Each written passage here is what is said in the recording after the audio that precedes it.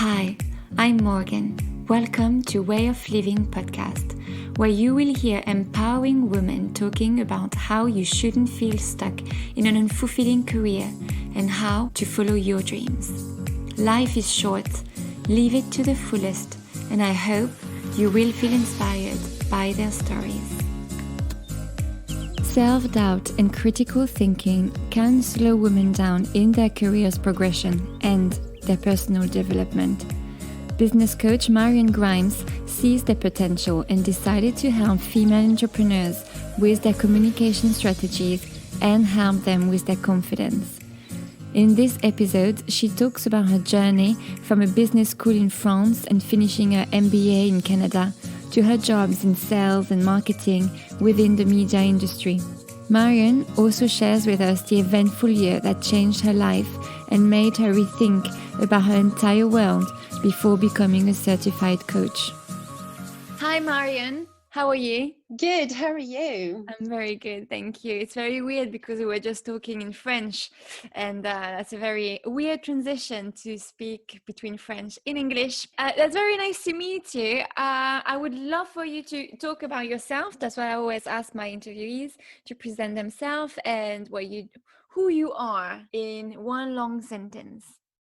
One long sentence, it could take forever, but yeah, it's very nice to meet you. I am a business coach and I am helping women to set up and launch their business. I help them with personal coaching and then building communication strategies around their product or services, depending on what they want to do. It's about giving them confidence to set up their own thing. Have you ever learned anything about coaching? Did you have a coach yourself? Like how did this idea came to you? So basically, I've always been passionate about people, and I've worked with different type of people in my life. I did have a coach to set up my business. I didn't think it was necessary. And then going into this, I thought I needed to have the experience of a coach. I followed a coach certification. So I'm a certified coach just to make sure I was getting the proper foundation and to help others. But yeah, I basically went to coaching because my biggest dream was to become a teacher, and I think it kind of like binds really well with being a coach. And as everything, I think you do need to have a little bit of a training, and this is what I've done. Yeah, that's completely right, actually. Like when if you want to be a teacher, but then with all the experience you have, that's a very good combination. Because actually, yes, you had over 10 years of experience in marketing, is that right? Yes, in sales and marketing. So I've got an Mm-hmm. MBA in marketing. So I've done a business school in France and I finished an MBA in Canada. The MBA is international marketing. I'm passionate about everything related to advertising, ads, commercial. So when I started working in sales, thinking, you start in sales and then you slowly move to marketing, as I thought that's what people were doing. And I actually continued in sales for a very long time, just because, again, it just came back to talking to a lot of people and having that kind of human interaction, having people like to talk to. And then I moved into a role that included marketing as much as sales. So I basically had to extend the business into a new market, and I had the possibility of doing any marketing that I wanted. So yeah, now it's about 15 years of experience in that. And I've always been in the media world. So that experience definitely helps when it comes to working with new businesses. I hate saying small businesses, but a niche business is a small business. And it's quite nice to be able to have a view of everything they can do, whether it's radio ads or just, PR. So when did you think, okay, well, I've been working here for over a decade. I love it, but I want something else. What happened? I had 1 year of my life when everything changed, basically. 2017 for me was the year where four major things happened in my life. I lost my dad at the beginning of the year. I found out I was pregnant maybe 3-4 weeks after that. And then I lost my grandmother that same year, and I lost my job, and I became a mother. So that was a year of things happening one after the other. And my daughter was early as well. So I finished my job on a Friday and she was born on a Monday. So literally one thing after the other. But it kind of like set me up to think about what I wanted to do with my life. I liked my job. I liked being around people and the marketing side of things. This was everything. But then at the same time, I just didn't feel completely happy with it all. So I just wanted to explore different things. And when you're on maternity leave, it's quite difficult to think about, a career move. But actually, I've met so many people and I've been able to have really, really honest conversations with people that knew me really well. I think that just kind of helped me explore. And reading more and more about it, getting, I think I had two friends that basically said to me, you should be a business coach. You know so much about business and you love people. And I was a bit like, I'm not sure that's for me. And actually, it was eye-opening. Just like made some research and just realized this is exactly what I want to do. Yeah, so then you just make a plan and you just make it happen. That's very interesting that actually that's your friends, your people around you that actually helped you find a new career path. Because that's true that, especially for French people, because we're both French, it's not something that we really know about coaching. It's very American. It's coming to the UK. It's coming to the Australia. So I think it's very interesting. And again, it's very important because we hear about it a lot on the podcast. It's very important to surround yourself with people that know you, love you, and they can actually bring the best in yourself. Yeah, exactly. I think it's very difficult for each individual to kind of look into themselves deep enough to understand exactly what they want to do. And there's a few resources that we've been using for coaching, and in the certification that I've made, there's always a part of it that is ask your work colleagues certain questions, or ask your close family will give you some sort of feedback, and then your close friends will give you another feedback. Because at the end of the day, as natural as you want to be, you always have a different face depending on who you have in front of you. So at work, you probably won't be the same person as you are at home. And that's totally normal, and that's totally, it's human. And I think with lockdown and everything that has happened, a lot of people have found themselves questioning a lot of different things, because then, they didn't have their work face on, or they didn't have just their family face on. They had like a little bit of both. And it is one of these things where having people that you know really well and know you really well and are also very honest with you, it was a game changer for me. And again, it just came from two friends that just don't know each other, and one is French, the other one is from the UK, and it was just completely, they just don't know each other, they don't talk to each other, we haven't worked in the same environment, and it's just, it was a game changer. You help women entrepreneurs who want to start new projects and they don't know where to start, and small businesses, like niche businesses.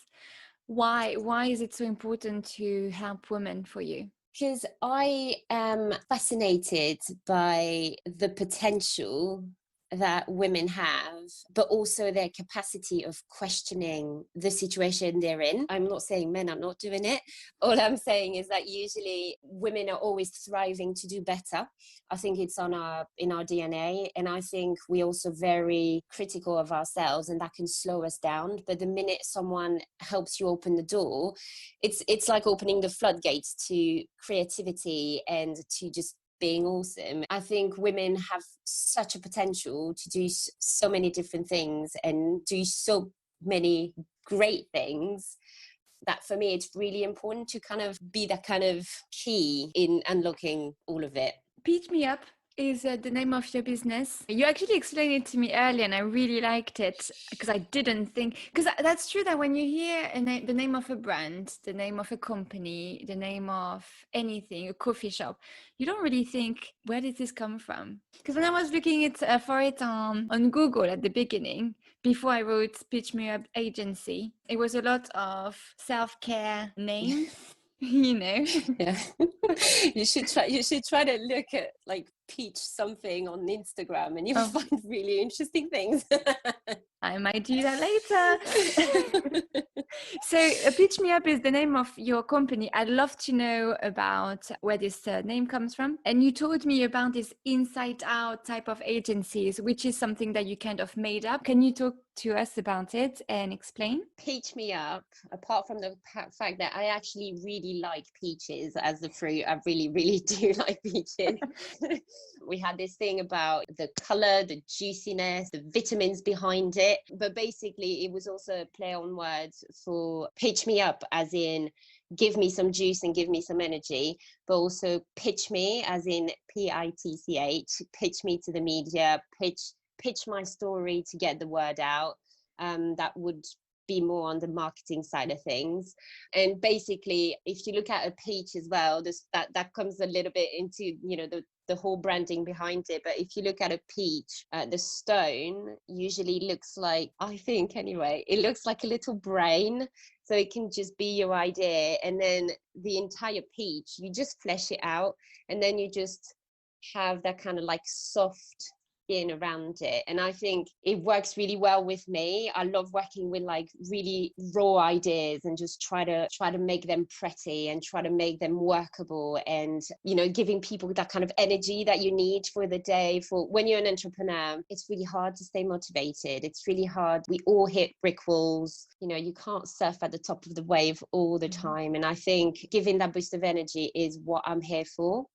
And this is why we came up with the name, or the saying, of the Inside Out Agency, where we want to help people inside by staying motivated, keeping your eyes on the goal, knowing where you're going, and just like not giving up, because it is quite hard. I mean, about 65% of new businesses just shut down within the first 2 years because they just can't keep up with it. But also the out bit will be, we'll take your story out to the press, to any advertising you want to do, any placement, any content, and we can help do both of that. We do the inside coaching and the outside teaching, really. So when you say we, is it because you have people working with you, for you? We started working on a few projects with my husband, which is a really interesting dynamic. Basically, my husband works for a big creative agency. So he works with big corporation on their marketing projects as an account director.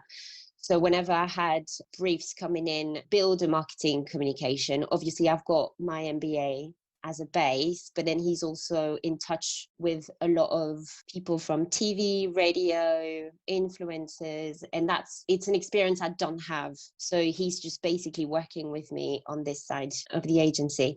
So it's quite interesting because we can debate quite a lot, but we still have our roles are still very separated. So I'm mainly on the coaching side and he's on the marketing side, even though we work together, or at least try.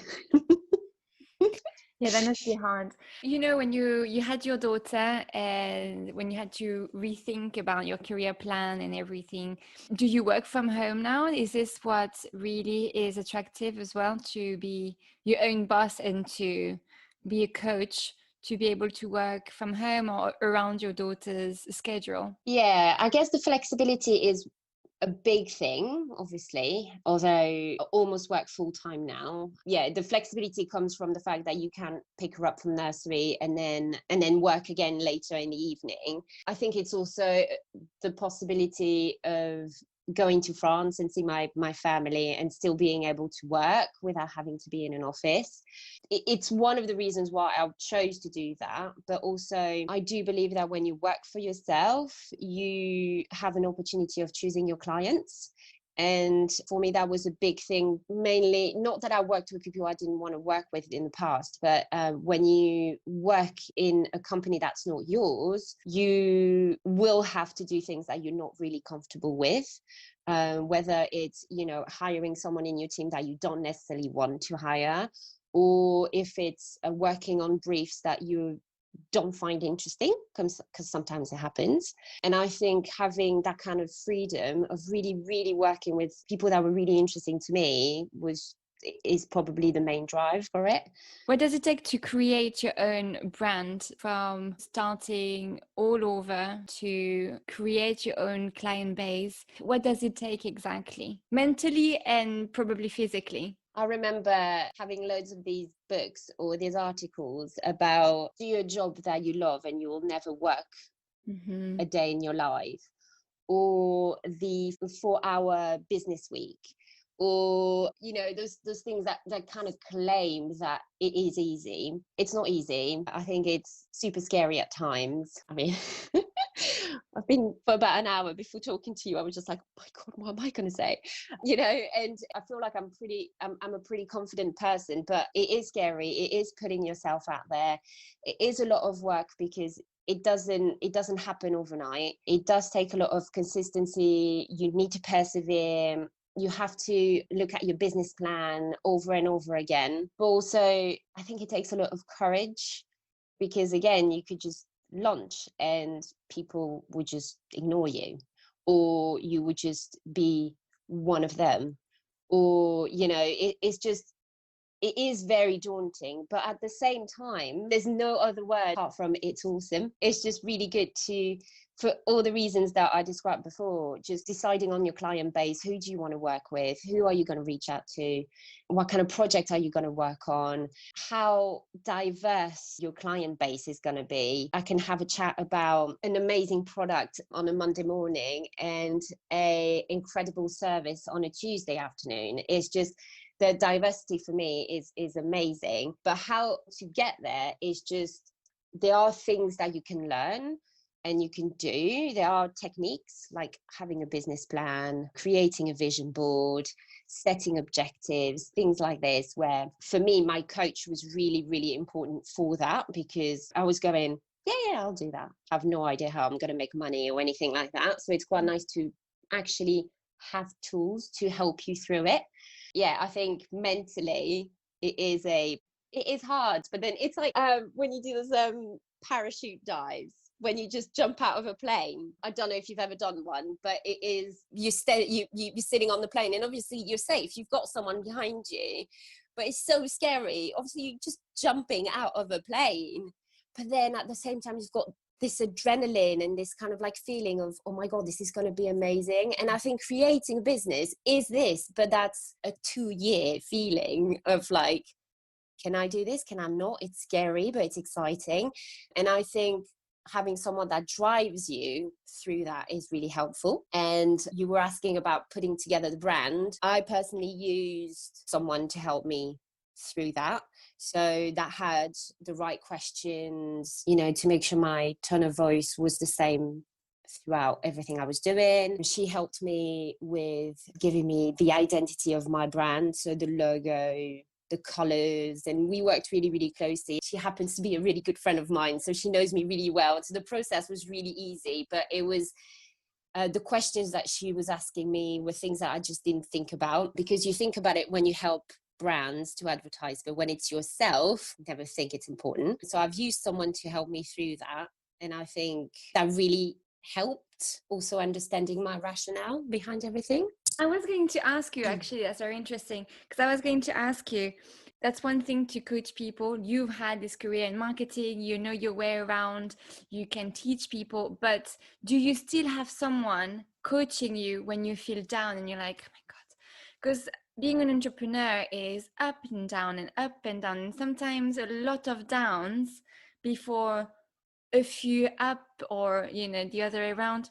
So how do you keep going? And because it's not easy to practice your advices to other people on yourself. Yeah, so it's quite hard, but my professional coach is always a phone call away. We still have a chat unless we have a particular project that we work on that requires more time. We still have emails and texts and kind of boosters. I call them boosters because sometimes it just takes one text to help you out. There's also a lot of, I know my family is really, really helpful because the moment I feel down, I can just have a chat. There's a few people in your life that are actually your coaches without you knowing because they don't have that tag on their heads. But I think when I've helped the clients I've helped to set up their business, or when they had their business set up but they just needed to know where to go, like what was the next step, I've always been in touch with them. Even with lockdown and things slowing down, it's always a question of how you doing. And I do think as well that it's really important that you check how you're feeling, because there will be days where there will be a complete write-off. There's no point of attempting anything on these days. I think being honest and just saying, can't do this today, why don't I look at it tomorrow, is something that not a lot of us do. And I think as entrepreneurs, we do have that kind of pressure of, oh my God, I haven't posted something on Instagram, people are going to forget about me. Or I haven't done this and I really, really needed to do it, otherwise my production line is going to stop. There are moments that you can stop and just breathe. I was not a big fan of it, but I got into it a lot more, is meditation. Just a 10-minute breather. I use Headspace and it's brilliant for that. It's 10 minutes and just resets everything. I think the minute you admit that you're not doing well on that particular day, stop, reset. Listen to yourself. And I think it's good for everything. When you do a physical activity, if you go for a long run, people that run marathons, they do hit times during this, imagine 4-hour run. They're not going to be mentally strong for 4 hours. They will hit brick walls, but then you need to push through. I think knowing everyone goes through it as well really helps. Just like, really bad to compare yourself. You shouldn't be comparing yourself, but knowing you're not alone, it's always helpful. You were talking about COVID-19. How did you keep your clients, the little businesses and the people who were going to start a new business or they just started, how did you keep them motivated? So it's been a really interesting time, actually, because what fascinates me about entrepreneurs is that they are very agile. So it's a question of, there's a term for it. It's called a pivot strategy. So you basically need to find something, a turnaround to make your business work. And I think as much as the first month everything kind of slowed down and people were kind of thinking, well, that's it, no one's going to be working, everyone's indoors, we're not going to buy anything, we're not going to do anything. We had to self-isolate for 2.5 weeks because my daughter had a huge fever. It was really interesting to help people initiate a turn, and I think that's where I've become really helpful with them, because it was a question of, what do I do now? Well, now you've got the possibility of exploring new things, exploring a new product that you can do, exploring a new service that you can offer. I have created a nutrition program for the people I was coaching as well, because a lot of women that I was talking to were telling me, oh, I'm putting on weight, I don't know, I need to go back into healthy habits, whatever. So I personally followed a nutrition course. I've worked with a nutritionist to put together like menus and recipes, and I work with a supplement company as well to really help boost your metabolism. That's obviously something that comes into a program, but that was part of me adapting everything during the lockdown. I think this is where I've been really helpful. Not the nutrition thing, obviously it has helped quite a few people, but it's really helpful to know that you have, again, so many possibilities and so many opportunities. It's about finding the one that you could do during a particular time, like COVID-19. Yeah, it's like recycling yourself. And I think it's really hard for a lot of people, because we feel, that's something that I see in a lot of people and myself. We feel kind of stuck like a lot of people, they will study and they will do this job, and then, okay, I gain that skill, I can do this or that, and that's it. But I think it takes a lot of creativity, and I feel like you're very creative, so you can actually think about outside the box. And it's hard to do this on yourself. I can do this on a lot of people. Oh, but you could do this. Believe in yourself. But you could do that. You're very good at this. And you've got this skill that you didn't learn at school. But when it's about you, it's really hard. It is quite hard to see every single one of your skill is transferable. If you worked in sales, like I worked in media sales, so I was basically selling advertising space to companies that just wanted to advertise. And I thought for a while I was just going to work in sales and stay selling media space for a long time. But then I went to an interview and someone said to me, but you were working in sales, like what can you bring us? But actually I can buy space for you because I've been on the other side. So if I've been on the other side, I know exactly how to negotiate. I know how the margins can be cut. I know how to hustle as well. Like if you call a media salesperson at the end of the month, they will give you a bigger discount than if you call them at the beginning of the month. And this is things that I know because I was on the other side. But unless you've got someone that really helps you understand that all your skills are transferable, all your experience in your life, professional, personal, everything that you go through has a purpose later. I think you just need to really understand like why this happened to you and what you learned from it. And I think, I'm quite good at finding new ideas and just thinking about how people could just improve their lives, really. That's a skill on its own as well, just like being able to think like that and see it. And I think it takes a lot of confidence. You said you were a very confident person, so I think it takes a lot of confidence. How did you feel about the starting over? How did you deal with this, and what was the feeling? What were your expectations, the bad and the good? I think the biggest fear was financial fear. I think when you are working in a business, you do have the security of your payslip at the end of the month. Just, you know how much you're going to earn, you know how much you're going to pay for rent, car and everything. Whereas if you go on your own, it's a little bit of a, what can I do? How am I going to make money? And I think that was the main block for me starting. I just think I'm not a person that finds excuses. So if I want to do something, I'm just going to go and do it. But it is hard because you're also on your own. And I think if you were asking me today, would you go back to an office job? I would say I would, just to be with colleagues and people. Just to be able to, I mean, I love working in my little office at home, but it's just the interaction with people is just, I think, is quite hard. I think that's why co-working spaces are amazing, because you can just meet people. You can just grab a coffee with someone else. I think, again, the lockdown has like really increased that feeling of like, I really want to see people. And I think that was the main fear. It was money and not seeing a lot of people. For me, were the two major things. And then obviously all the details around it. How do I get trained? Do I need a certification? But these are details. I recommend to my clients to build a vision board, because it's not necessarily about, your wildest dreams, but it's about your goal in life. And when you have that in your head and it's clear, it can always evolve, but the bigger picture will remain the same. And I think every single decision that you make in your life, when they work towards your goal, they end up just being justified. And if you have that, if you've got your vision board, you've got a rationale and you know where you're going. And I think that really helps, again, when you're having a really bad week or you had really bad news, that really help thinking, which just really helps picking you up. It's daunting though, when you have to go on your own. It takes time, takes prep. I wouldn't go back. You wouldn't go back. That's good. That's something it's important.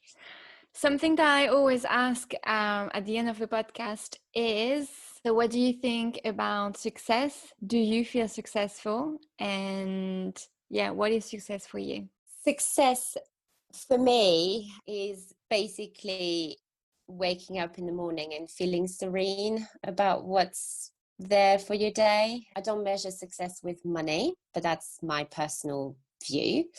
My personal success is really measured by the feedback I get from my clients, and I think it's been great. But it's been great because I chose them as well. I'm just really happy to be working with the people I'm working with, always happy to get a new brief in. And yeah, I think that's, for me, I think that's success, really. I forgot to ask you because you were talking about your clients, and how did you find your clients? How did you build it? Because obviously you can't really take clients from your former job.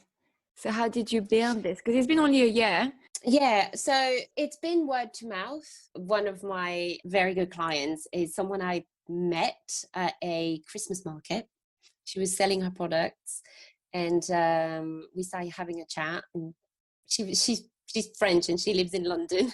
It's not you, but she basically, yeah, we just had a chat, and then she was just like, I just love making this, and I just don't know where I'm going to take the business.